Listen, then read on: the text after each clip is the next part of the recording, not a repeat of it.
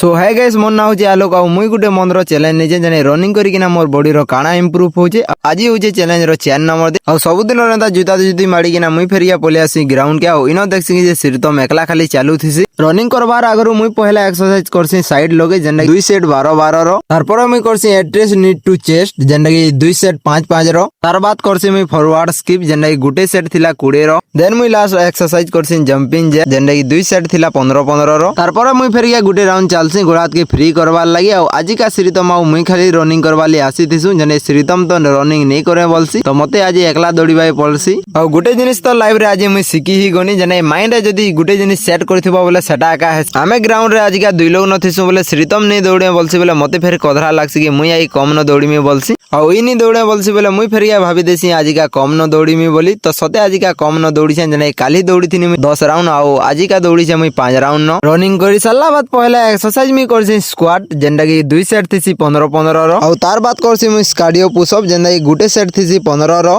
Then तार बाद मुई करसी सिट अप जेंडा की 2 सेट थिसी 10 10 रो आ लास्ट रे मुई फेर या 20 टा पुशअप मारी किना वर्कआउट कर देसी खत्म।